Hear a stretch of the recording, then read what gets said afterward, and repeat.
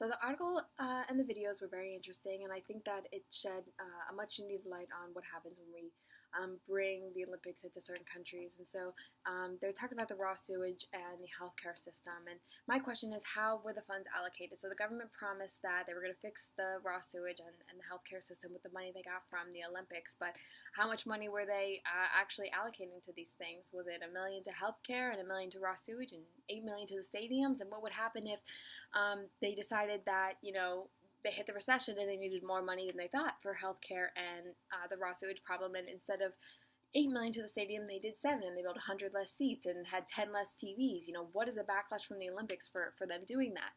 Could they have done it? And that's something to think about. And to talk about, is Brazil better off? It brought national attention to these problems, and what we're doing about it now, I think, is important. Are we fixing it? What are we doing?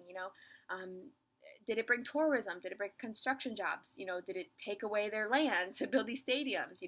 What did they destroy in order to have these stadiums built? Was the land just there? And things like that. Did they?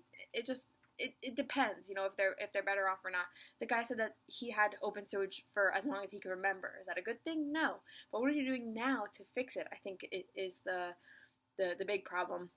And globalization, is all about these countries coming together and being, sharing and things like that. And I think that although the Olympics, has that idea of everyone coming together and working together, we just got to make sure we do it in the right way, because we don't want to hurt a country's economy by having the Olympics there. That's not the goal.